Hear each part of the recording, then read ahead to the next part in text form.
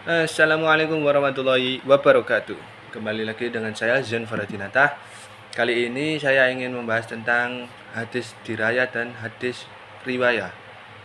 Kedua bidang ini menjadi fondasi penting dalam menjaga keaslian hadis. Hadis riwayah berfokus pada proses periwayatan dan transmisi, sedangkan hadis diraya mengkaji isi serta konteksnya.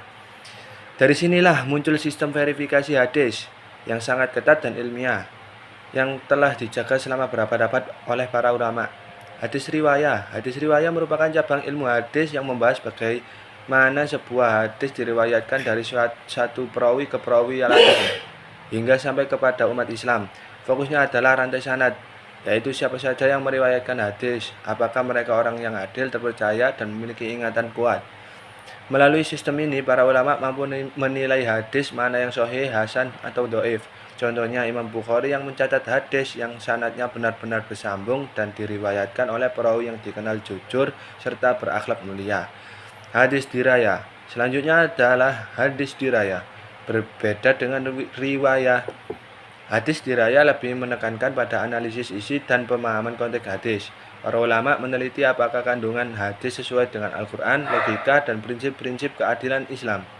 Mereka juga menggunakan cabang ilmu seperti jar wa ta'dil untuk menilai karakter perawi, gharib al-hadits untuk memahami makna kata yang sulit, serta asbab al-wurud untuk mengetahui sebab munculnya hadis.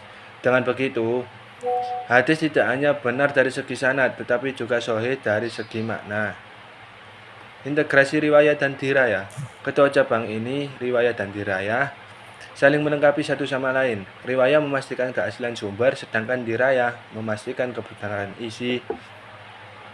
Integrasi antara keduanya menciptakan sistem verifikasi hadis yang sangat kuat dan menyeluruh, menjadikan hadis sebagai sumber ajaran Islam yang terjamin kebenarannya, baik secara historis maupun ilmiah. Inilah yang membuat hadis tetap kokoh meskipun telah melewati perjalanan waktu lebih dari 14 abad.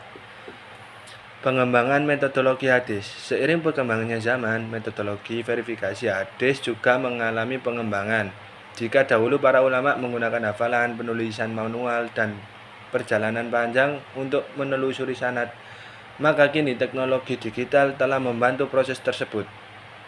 Banyak aplikasi dan database hadis modern yang memungkinkan kita menelusuri sanad, matan, dan penilaian ulama secara cepat.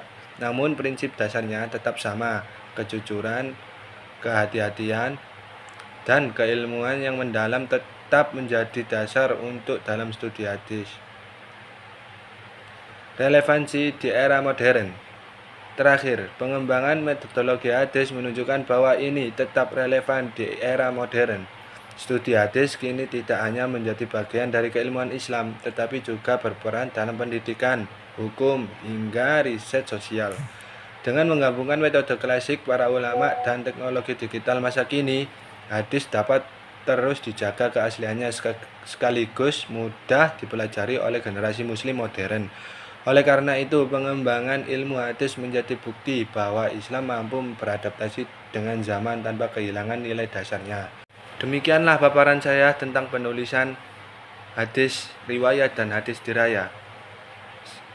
Dari pembahasan ini kita dapat memahami bahwa pengembangan ilmu hadis baik dari aspek riwayah maupun diraya merupakan warisan intelektual Islam yang sangat berharga dan terus relevan sepanjang masa.